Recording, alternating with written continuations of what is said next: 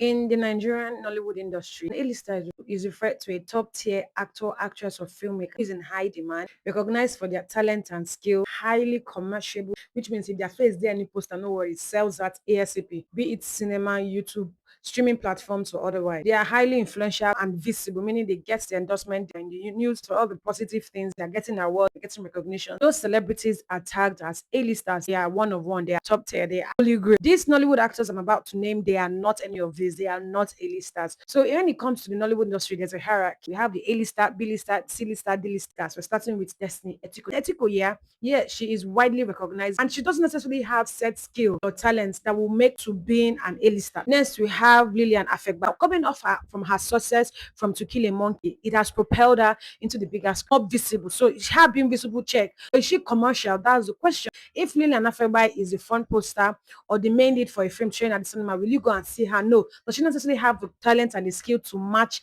being in an A-lister? No, she doesn't, but she's on her way there. I love Lillian. I will always root for her.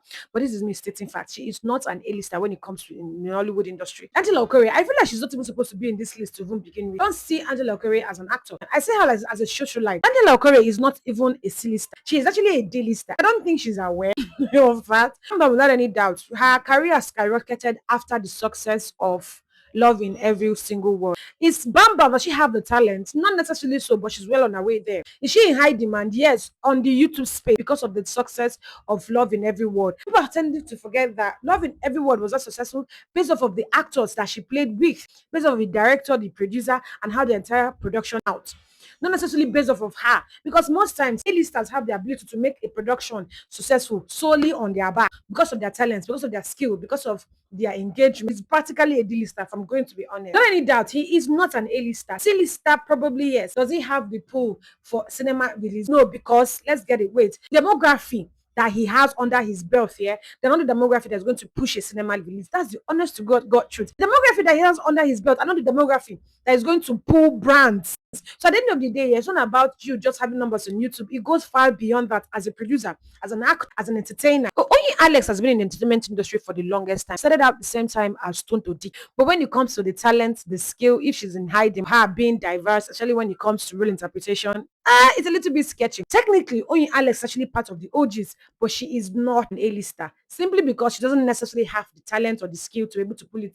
This is not me trying to bring her down in any way, shape, or form. This is me just stating fact. She's not necessarily the most influential, neither is she the most visible. If not for YouTube, you would think Oyin Alex is an influencer as opposed to her being an actor. James Gardner here is one of Ghanaian's finest, but Ghana, he's an A-lister. In Nigeria, B, C lister at best. Like he's in between B and C. When it comes to the talents and the skill, he struggles because sometimes you will see him at his best. Oh, without that, Shona Uche is not an A-lister. She's not even a B-lister. Shona Uche is a C-lister, if we're going to be honest. That is the honest to God truth. She doesn't necessarily have any defining role or character thanks to YouTube that has actually prepared her in her career. But Shona Uche, I've not seen the best of Shona Uche. I've not seen her come into herself. Hence why she is a C-lister. Shona Uche, yeah, is she influential and visible to a certain demographic? When it comes to A-listers here, they are exception to the rule. Literally, they appeal to practically every demographic, every age, every race.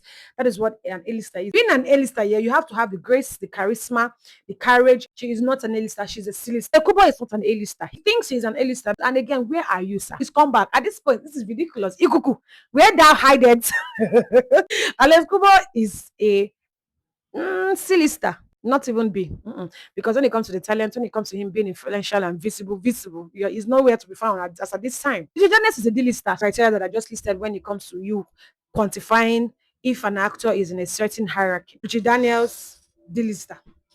Nobody they follow me argue. D-lister. Thank God for YouTube. If not, you see most of these actors that I just even mentioned. Now, once in a blue moon, we could see them. Because of YouTube, Nollywood got decentralized. It was monopolized for the longest time. You will get in a now anybody with 10 million naira can literally become a movie star. One blank period. Thank you very much for watching. I truly do appreciate it. Let me hear your thoughts in the comment section. Who do you think is an A-lister amongst all of these names that I just dropped? Me personally, none of them. Thank you very much for watching. I truly do appreciate it. Mwah.